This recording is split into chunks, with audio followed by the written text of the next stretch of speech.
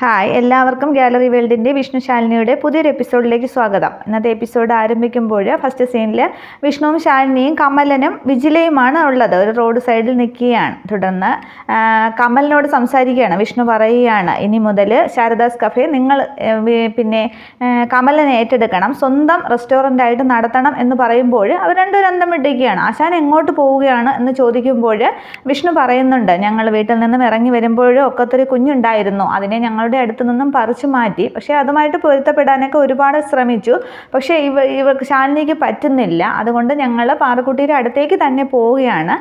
പാറുക്കുട്ടിയുടെ അടുത്ത് ശാലിനി ഉണ്ടാകണമെങ്കിലേ ഒരു സമാധാനം ഉണ്ടാവുകയുള്ളൂ. വീട്ടിൽ തന്നെ താമസിക്കാനൊന്നും തീരുമാനിച്ചിട്ടില്ല, എവിടെയെങ്കിലും താമസിക്കുമെന്ന് പറയുമ്പോൾ അപ്പോൾ വാടക വീട് ഒഴിയുകയാണോ എന്ന് വിജില ചോദിക്കുന്നുണ്ട്. അന്നേരം ഒഴിയാൻ തന്നെയാണ് തീരുമാനം, ഇന്ദുമതി അമ്മയോട് സംസാരിച്ചിട്ടുണ്ടെന്ന് പറയുകയാണ്. അന്നേരം അതിന് ഹോട്ടൽ വിടുന്നത് എന്തിനാണ്, ഞങ്ങൾ നടത്തിക്കോളാം, നിങ്ങൾ ഇടയ്ക്ക് വന്ന് നോക്കിയാൽ മതി എന്നൊക്കെ വിജില പറയുകയാണ്. അന്നേരം വിഷ്ണു സമ്മതിക്കുന്നില്ല. നിങ്ങളുടെ അടുത്ത് ഒരുപാട് ബാധ്യതയുണ്ട്, കമലിൻ്റെ തോളിൽ പിടിച്ചാണ് ഇതൊക്കെ പറയുന്നത്, അമ്മയുണ്ട്, വിജിലയുടെ കല്യാണം നടത്തണം എന്നൊക്കെ പറയുമ്പോഴും അതൊക്കെ ഞാൻ വെറുതെ പറഞ്ഞതാണെന്ന് വിജില പറയുന്നുണ്ട്. അത് ആയിക്കോട്ടെ, പക്ഷേ അതൊക്കെ ചെയ്യേണ്ട കാര്യങ്ങൾ തന്നെയാണെന്ന് പറയുമ്പോൾ കമലിനങ്ങ് കരയുകയാണ്. ആശാനെ വിട്ട് ഞാൻ എങ്ങും പോയില്ല, പഠിക്കുന്ന കാലം മുതൽ ആശാൻ്റെ കൂടെ കൂടിയതാണ്, കൊന്നാലും ഞാൻ പോയില്ല എന്നും പറഞ്ഞ് അങ്ങ് കരയുമ്പോൾ വിഷ്ണു ആദ്യമൊക്കെ പറഞ്ഞ് മനസ്സിലാക്കുന്നുണ്ട്. പിന്നെയും പോയില്ല എന്ന് പറയുമ്പോൾ വിഷ്ണുവിന് ദേഷ്യം വരികയാണ്. അതുകൊണ്ട് ഇടാ നിന്നെയാണെന്ന് പറഞ്ഞ് തല്ലാനൊക്കെ കൈ ഓങ്ങുന്നുണ്ട്.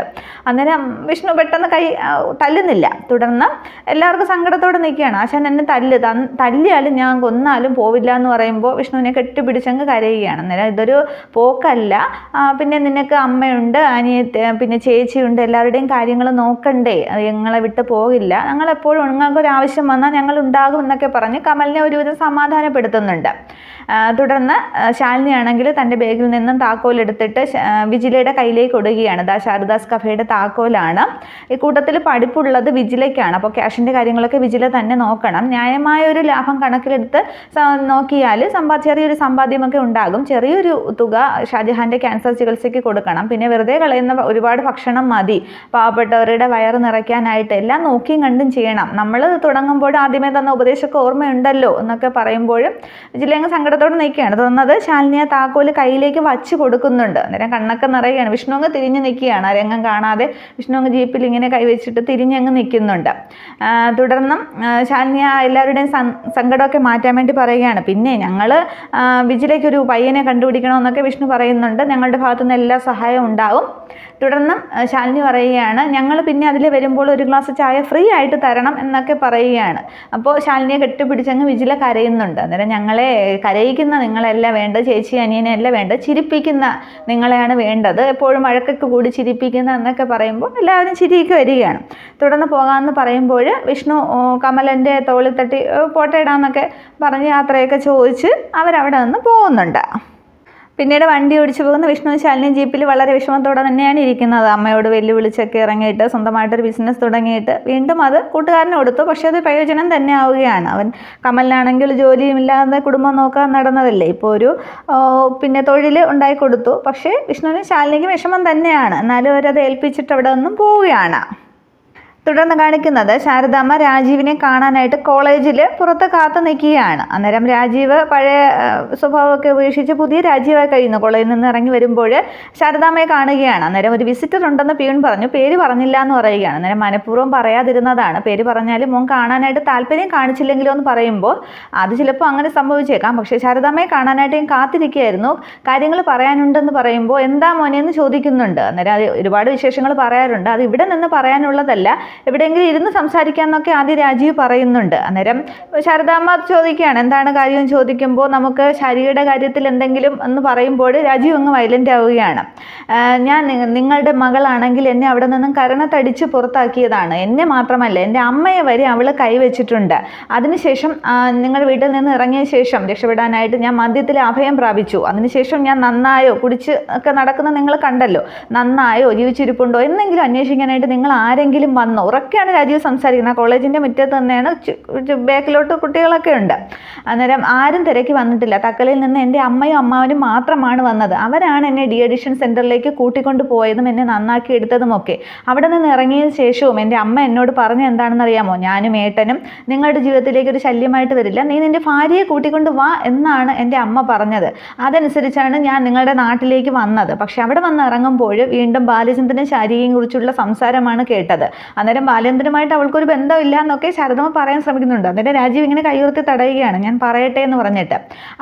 അതറിഞ്ഞപ്പോൾ ഞാൻ വീണ്ടും ഒന്ന് കുടിച്ചു പോയി. ശരി തന്നെയാണ്, പക്ഷേ അത് കുടിച്ചതിന് ശേഷം അവിടെ വന്ന് ചോദിക്കാതിരിക്കാൻ എനിക്ക് കഴിഞ്ഞില്ല. അങ്ങനെ അവിടെ വന്നപ്പോഴുണ്ടായ സംഭവം എന്താണെന്ന് നിങ്ങൾ അറിഞ്ഞല്ലോ. ആ താലി പൊട്ടിച്ച് അവൾ എൻ്റെ കയ്യിലേക്ക് വെച്ച് തന്നു. അതിനുശേഷം ഞാൻ ആകെ അങ്ങ് ഷോക്കായിപ്പോയി.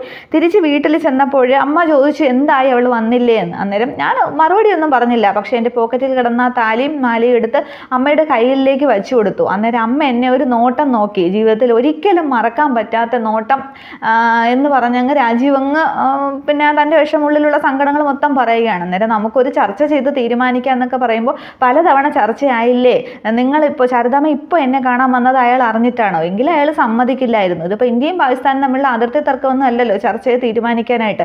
എൻ്റെ ഭാഗത്ത് നിന്ന് ഞാൻ ഒരുപാട് താഴ്ന്നു, ഇനി എങ്ങനെയാണ് ഞാൻ താഴേണ്ടതെന്നൊക്കെ പറഞ്ഞ് രാജീവങ്ങ് ഉറക്കനെ സംസാരിക്കുമ്പോൾ ശാരദാമ്മ അതിനെ പറയാനൊക്കെ വരുന്നുണ്ട്. പക്ഷെ ശാരദാമ്മയ്ക്ക് മറുപടിയൊന്നുമില്ല. തുടർന്ന് രാജീവ് പറയുന്നുണ്ട്, അമ്മ തിരിച്ച് തക്കലയിലേക്ക് പോകാൻ നേരം ഒരു കാര്യം എന്നോട് സൂചിപ്പിച്ചു, ഇനി ഒരു ബന്ധം കൊണ്ടുവന്നാൽ മോൻ എതിർത്തൊന്നും പറയരുത് എന്ന്. പക്ഷെ അതിന് ഞാൻ മറുപടിയൊന്നും പറഞ്ഞില്ല. പക്ഷെ മറുപടി ശാരദാമ്മയാണ് പറയേണ്ടത്.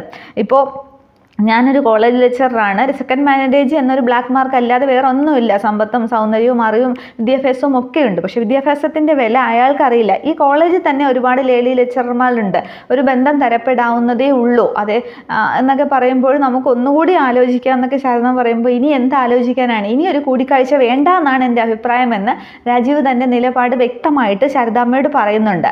എന്തായാലും ശാരദാമ്മ ഇവിടം വരെ വന്നതല്ലേ, ക്യാൻറ്റീനിൽ പോയി ഒരു ചായ കുടിച്ചിട്ട് പോകാമെന്ന് പറയുമ്പോൾ വേണ്ട മോനെ എന്ന് സങ്കടത്തോടെ പറയുകയാണ്. എങ്കിൽ എനിക്ക് നോട്ട്സ് കൊടുക്കാനുണ്ടെന്നും പറഞ്ഞ് രാജീവ് തിരിച്ചങ്ങ് കോളേജിനകത്തേക്ക് കയറുകയാണ്. അങ്ങനെ ശാരദാമ്മയങ്ങും ആകെ നിസ്സഹായമായിട്ടും നിരാശയായിട്ടും സങ്കടത്തോടെ നിൽക്കുകയാണ്. തൻ്റെ മകളുടെ ജീവിതം ഇനി നേരെയാക്കാൻ പറ്റില്ല എന്ന് തന്നെയാണ്. എന്ന് വെച്ചാൽ ശാരികയുടെ ഭാഗത്തു നിന്നാണ് ഇപ്പോൾ ഒരു തെറ്റുകൾ സംഭവിച്ചുകൊണ്ടിരിക്കുന്നത്. രാജീവ് ഒരുപാട് തവണ വിട്ടുവീഴ്ചയ്ക്ക് വന്നതാണല്ലോ, പക്ഷേ ശാരിക അതിനൊന്നും തയ്യാറായില്ല.